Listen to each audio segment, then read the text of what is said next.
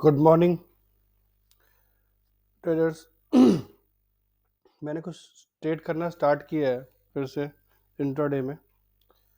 काफ़ी टाइम से टाइम नहीं मिल पा रहा था मुझे, तो बीच में ब्रेक कर लिया था मैंने।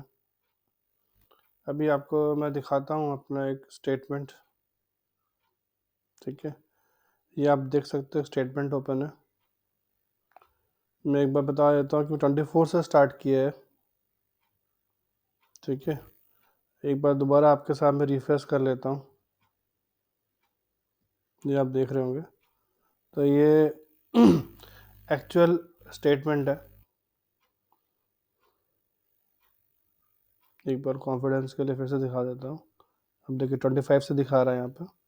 ठीक है, तो ये एक्चुअल स्टेटमेंट है। अब आते हैं कि दोबारा जब मैंने इंटरडे स्टार्ट किया है because of time. Second thing, कुछ चीज़ें रिवाइज करी मैंने, जिसको लेके दोबारा मैं एंटर हुआ इंटरडे में, वो मैं आपके साथ शेयर करता हूँ। अब बेसिकली क्या है, मैं ओवरबॉट और ओवरसोल्ड पे काम कर रहा हूँ। ओके, जो एक कंसेप्ट होता है ओवरऑल मार्केट का भी कह लो आप, या आप ओवरऑल उसका कह लीजिए,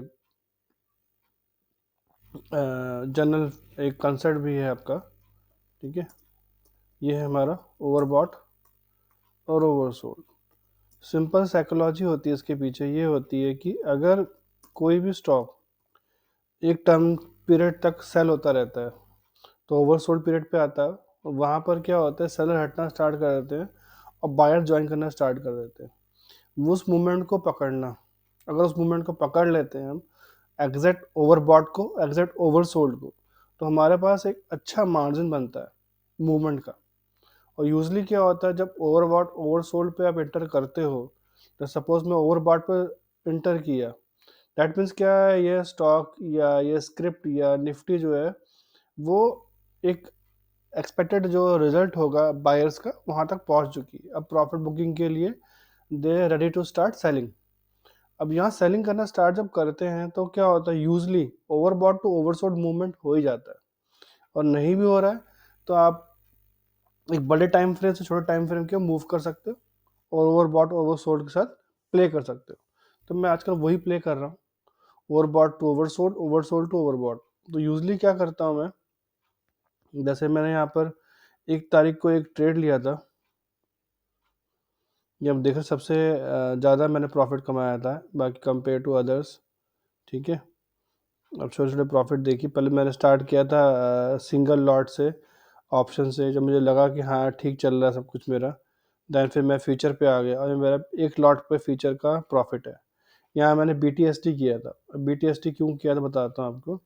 यहाँ मैंने किया था ये 1 तारीख के आसपास। अब उसके पीछे कंसेप्ट क्या था, सिंपल कंसेप्ट था।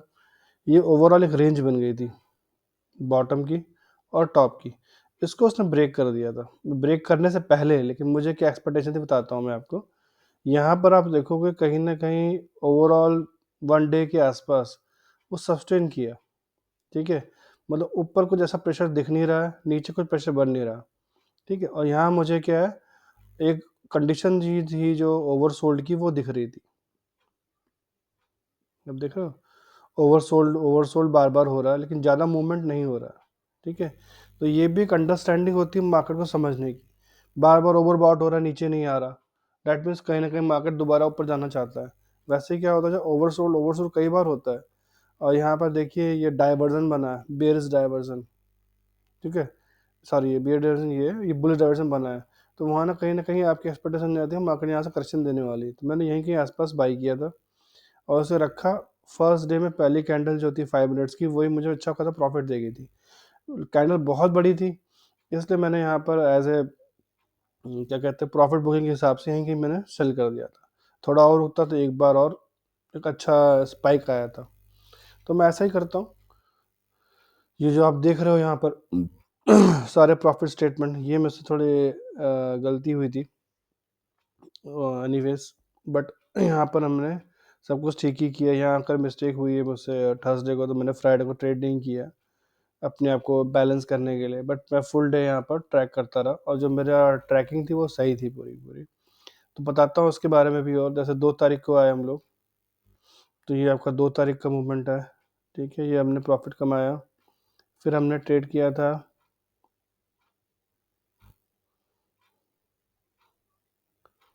5 तारीख को हमने ट्रेड किया है, 5 को हमने ट्रेड किया है, तो 5 को ये रहा ट्रेड हमारा, ठीक है। यहाँ मैंने क्या किया होगा, यहाँ जो आप जोन देख रहे हो ना, ये देखिए सपोर्ट था, अब ये रेजिस्टेंस बन गया, ठीक है। मैं दिखाता हूँ आपको,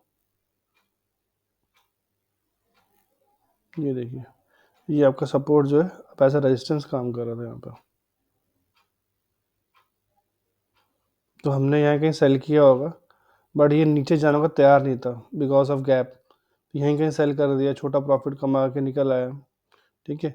एक छोटा बड़े प्रॉफिट से भी एक चीज़ ध्यान आई, होता क्या है कि ना, एज जॉब के साथ ट्रेडिंग थोड़ा डिफ़िकल्ट होती है। तो मैं यूजली करता हूँ कि 10 बजे से पहले पहले मुझे कोई ट्रेड मिल जाए और मेरा एग्जीक्यूशन हो जाए और मेरा प्रॉफिट क्लोज हो जाए। मैं बहुत ही कम अपने ट्रेड को 10 बजे के बाद रखता हूँ। वो मैं उन कंडीशंस में रखता हूँ जहाँ बहुत कॉन्फिडेंट हो, मुझे स्क्रीन देखना ना पड़े, मेरा स्टॉप लॉस बहुत सेफ हो, तभी करता हूँ। जैसे ये जो आप देख रहे हो ना, ये मुझे क्लियरिटी मिल गई थी मार्केट देखते देखते कि यहाँ पर कुछ होना नहीं है, मतलब मार्केट दोबारा से एक बार नीचे आ सकती है, बट वो कंटिन्यूस मार्केट देख सकता नहीं था। होता है कि कई बार उसका रिवर्सल भी कर देती है, गैप अप तो हुआ ही है, सस्टेन हुआ ना हुआ, हो सकता है दोबारा स्पाइक करता है इतना फिर नीचे आता है, तो उस समय ट्रेड लेने के लिए आपको वॉच करते रहना पड़ता है। अब ये देखिए, ये स्ट्रक्चर प्रॉपर ब्रेक हुआ है, ये स्ट्रक्चर था पूरा, ये आप देख रहे हो, ये ब्रेक हुआ। अब यहाँ कहीं हम सेल करते, बट उस समय अवेलेबल नहीं था मैं, तो मैं प्रॉफिट नहीं अर्न कर पाया, इस ट्रेड को नहीं एग्जीक्यूट कर पाया। तो ये थोड़ा अप एंड डाउन चलता रहता है मेरे साथ because of business with your job. ये देखिए 6 फरवरी का है, 6 फरवरी में ये अगर आप ध्यान दोगे तो ओपनिंग हुई, सस्टेन हुआ, फिर मार्केट ऊपर गई है। तो मैंने वही किया था, मार्केट सस्टेन हुई थी तो मैंने बाई किया था, उसके आसपास मेरा टारगेट था, मुझे टारगेट मिला, मैं निकल गया। अगेन छोटी रेंज थी तो एक छोटा प्रॉफिट हुआ था मुझे, ठीक है। फिर ये नेक्स्ट 7 तारीख का है, 7 तारीख का, ये रहा 7 तारीख, ठीक है। ये तो बहुत अच्छे से क्लियर हो गया था कि जब छोटा स्मॉल गैप अप होता है, ये मेरा अपना एक फेवरेट सेटअप है, ठीक है। तो ये क्या गैप अप ओपन होता है और सस्टेन नहीं होता, ठीक है। मतलब रेड कैंडल से ही ओपन हो रहा, या रेड कैंडल बड़ी हो, या एक पिन बार से बन रही हो, तो कहीं ना कहीं इंडिकेशन हो जाती है। और क्या होता है, ये जिग जैग हो रहा होता है काफ़ी देर तक, ठीक है। तो मतलब होता है गैप फिलिंग हो सकता है, वहाँ से रिकवरी आ सकती है, और गैप फिलिंग पर नहीं रुकेगा तो फिर धीरे धीरे नीचे चला जाएगा। तो एग्जैक्टली यहाँ पर भी यही हुआ है, बट मैंने पूरा इंतजार नहीं किया है, वही बिकॉज ऑफ देन कि जो आपको भी दिखना होता है। तो 60-70 पॉइंट मैंने अर्न किए यहाँ पर, ठीक है। यहाँ से शायद मैंने गैप तक का मूवमेंट किया, गैप के बाद छोड़ दिया मैंने, ठीक है। फिर नीचे दोबारा गया, मैं कहा था 20-25-40 पॉइंट और मिल सकते थे हमें, तो हमारे 100 पॉइंट्स हो जाते, बट कोई बात नहीं। फिर अगेन ये जो गैप अप हुआ है यहाँ पर, मुझे लगा था यहाँ सस्टेन हो जाएगा। ये जब देख रहे हो ना आप, यहाँ से गैप अप हुआ, फिर दोबारा रीटेस्ट हुआ, ये सस्टेन हो जाएगा। यही मुझसे थोड़ी गलती हुई थी, और मैंने यहाँ पर 8 को लॉस बुक कर लिया था, ठीक है।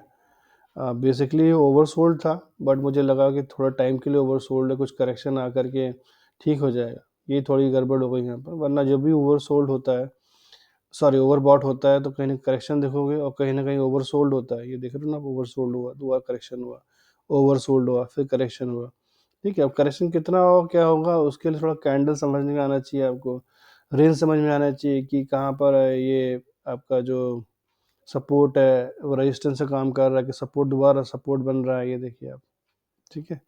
तो कहीं ना कहीं ये लेयर चलती हैं, इनको समझना होता है। ये देखिए यहाँ पर, अब ये सपोर्ट जो था कहीं ना कहीं रेजिस्टेंस बन गया इसके लिए, ठीक है। तो ये समझना होता है। ये अब ये देखिए सपोर्ट बन रहा है, ठीक है। ये इस पार्ट को इग्नोर कर सकते हैं आप, ठीक है। तो यहाँ पर जब भी ओवरबॉट, सॉरी ओवरसोल्ड,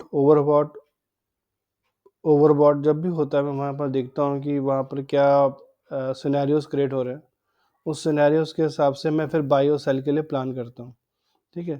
तो काफ़ी सही रहता है, और जो ट्रेड्स होते हैं भले ही कम मिलते हैं, बहुत ज़्यादा फ्रीक्वेंटली ट्रेड मिलते हैं, बट एक दिन में एक ट्रेड तो मिल ही जाता है, मैं उस एक ही ट्रेड का वेट करता हूँ, वो ट्रेड मिलते ही मैं काम करता हूँ। ये देखिए आपको और दिखाता हूँ, ये देखिए ओवरसोल्ड हो गया, ठीक है।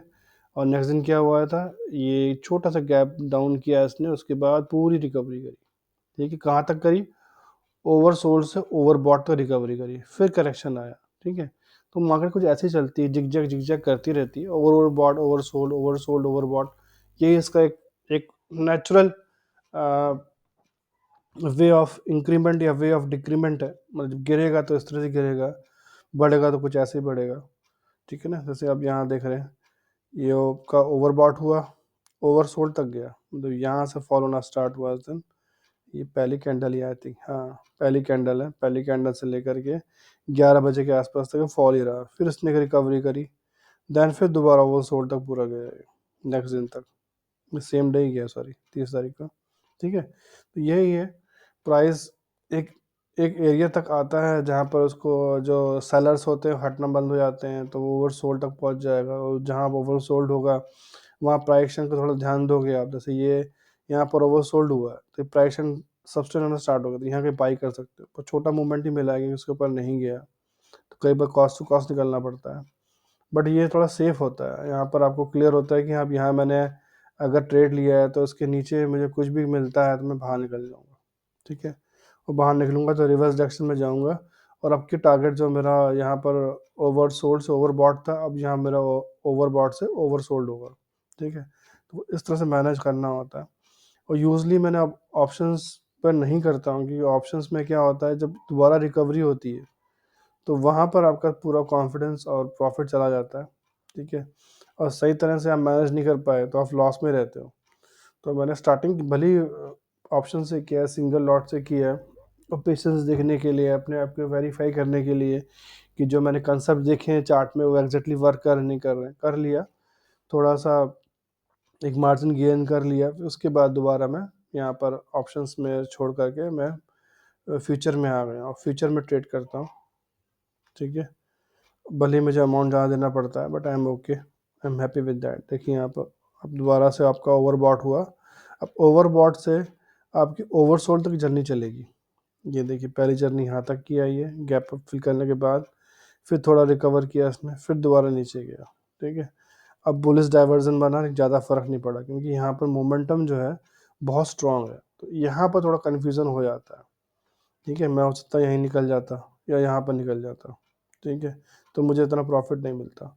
But we can't help out, हमें कहीं ना कहीं कुछ ना कुछ लेना पड़ेगा एंट्री के लिए और एग्जिट के लिए। हम पूरी ये जो ट्रेंड होता है या पूरा जो रैली होती है, ये हमें एंजॉय नहीं कर सकते, ठीक है, क्योंकि हमें मार्केट के हिसाब चलना होता है, हमें मार्केट चलानी नहीं होती, तो मार्केट तो कोई और ही चला रहा है। हमें उसका पैटर्न समझना है, उसका डिसीजन समझना है, किसी भी कंसेप्ट से, किसी भी इंडिकेटर से, कुछ भी आप करके उसमें एक अपना अंडरस्टैंडिंग ले लो।